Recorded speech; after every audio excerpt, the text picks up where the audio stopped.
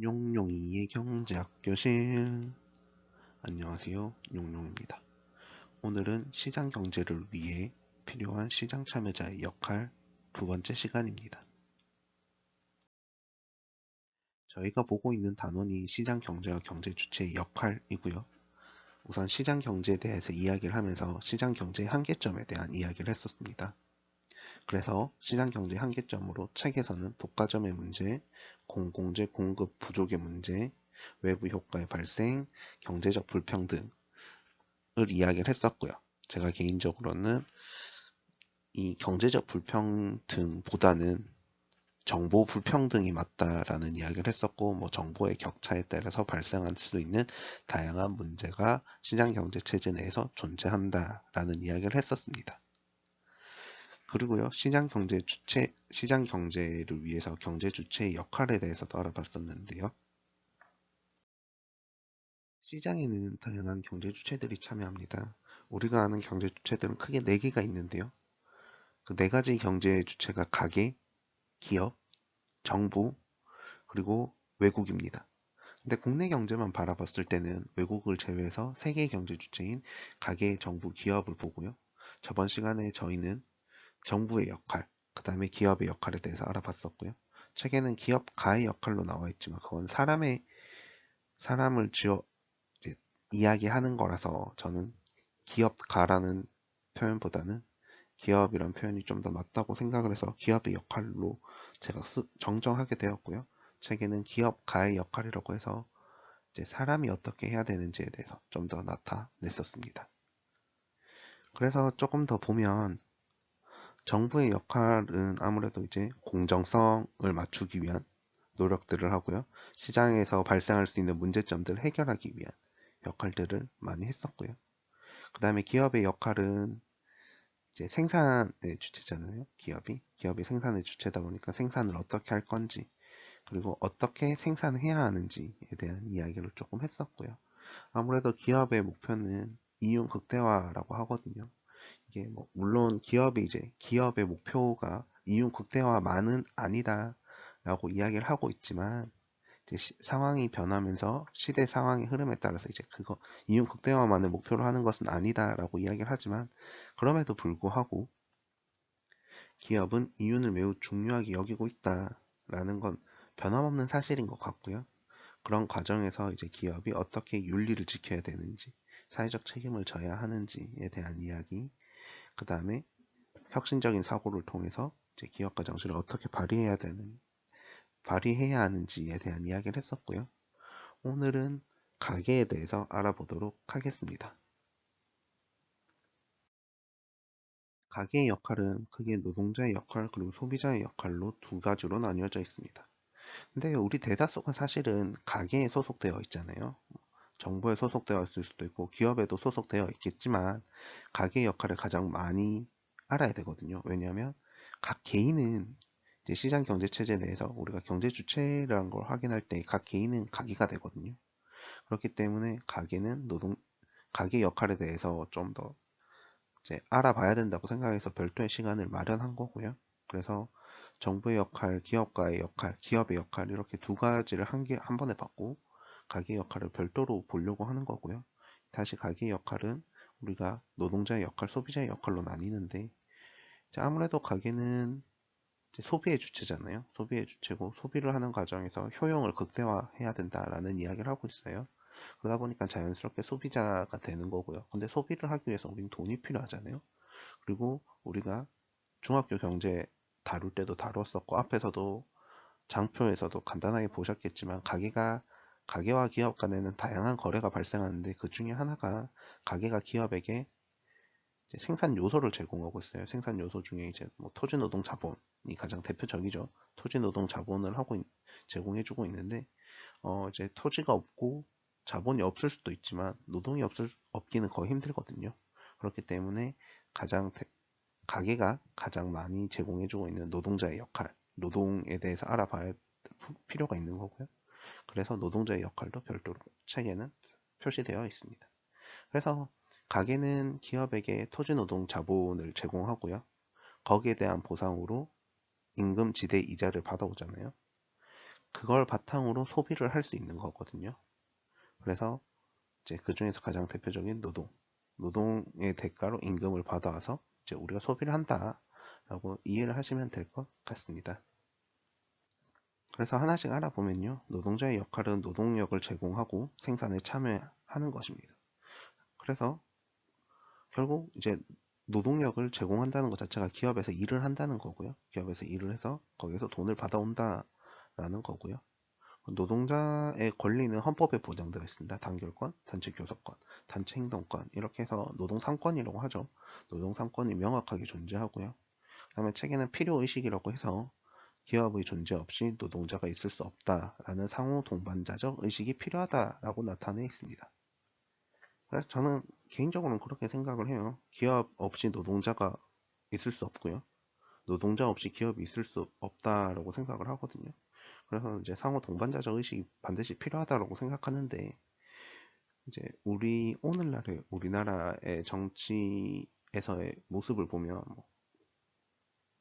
이게 필요의식이 되게 많이 줄어들고 있는 게 아닌가라는 생각이 들어요. 그래서 기업 없이 노동자가 있을 수 있다라는 생각이 있는 것 같기도 하고요. 혹은 노동자 없이 기업이 있을 수 있다라는 생각을 하는 것 같기도 해요. 그래서 이 부분은 이제 기업과 노동자들이 서로 상호 동반자적 의식이 많이 부족해지고 있는 게 아닌가라는 생각이 들기도 하는데요. 이건 지극히 개인적인 생각이고요.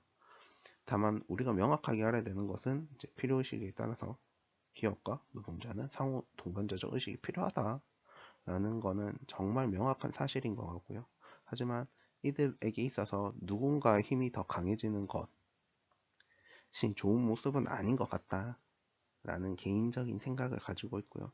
이들 간에도 이제 동반자적 자세가 반드시 필요하다라는 말씀을 드리고요. 그 다음에 소비자의 역할로 보면 소비자는 이제 돈을 쓰는 입장이잖아요. 그렇기 때문에 효용 극대화를 위해서 행동을 하고요. 가게의 목표가 효용 극대화잖아요. 우리가 앞에서 봤을 때 기업은 이윤 극대화를 목표로 하고요. 가게는 효용 극대화를 목표로 하기 때문에 가게의 주된 역할은 사실 소비자거든요. 그래서 소비자의 역할이고요. 여기서 가져오는 효용의 극대화를 위해서 목표로 해야 됩니다. 그러기 위해서 적정한 규모의 소비를 통해 시장 경제의 작동을 원활히 하면서 합리적인 소비를 통해서 합리적인 생산을 유도해야 된다라고 이야기를 하고 있습니다. 그래서 이 합리적 소비라는 게 되게 어려운데요.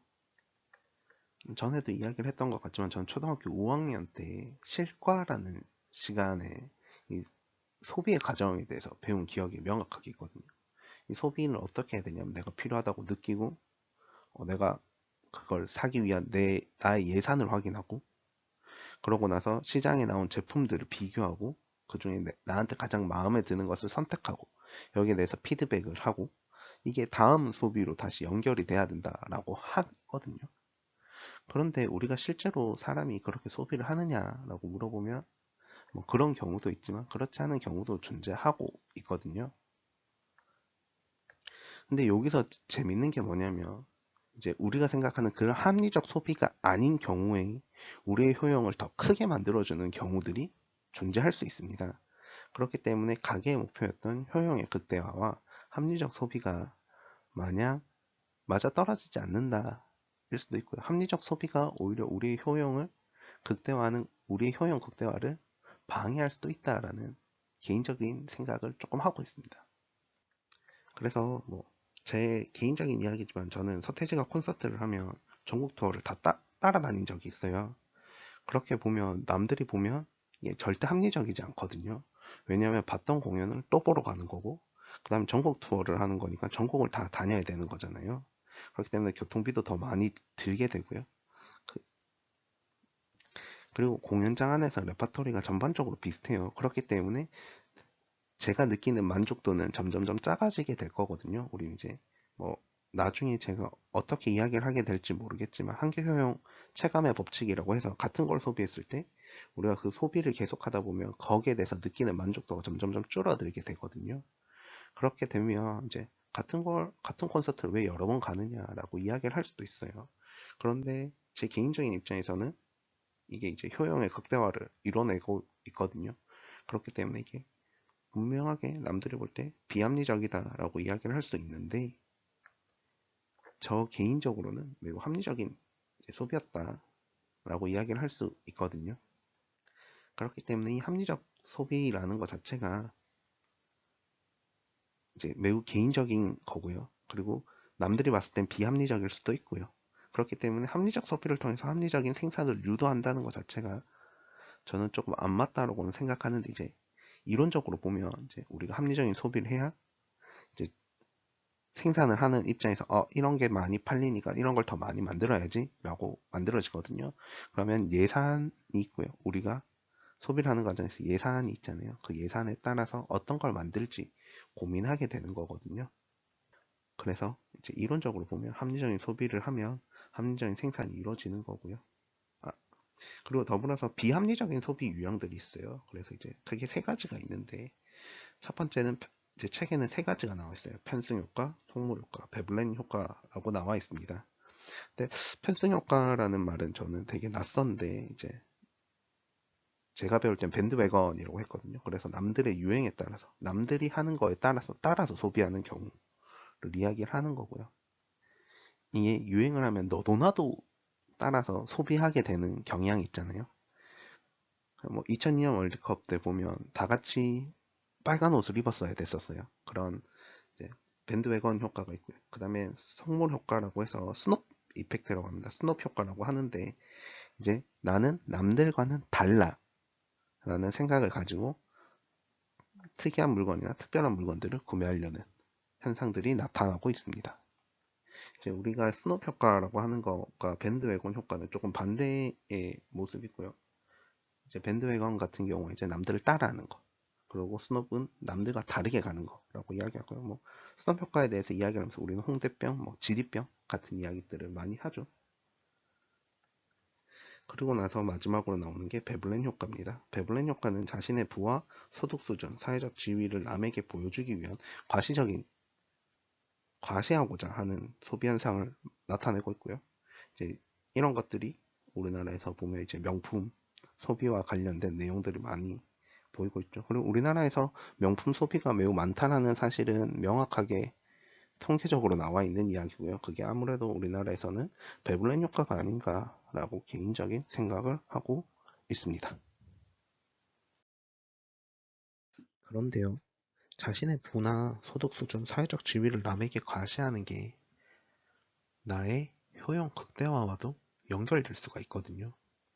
이렇게 되면 이제 비합리적인 소비의 형태가 나의 효용의 극대화와 연결되는 되게 이상한 모습이 나타날 수도 있습니다. 그래서 소비를 하는 과정에서 이제 합리적인 선택을 해야 되고요. 이게 이 합리성이란 건 사회적인 합리거든요.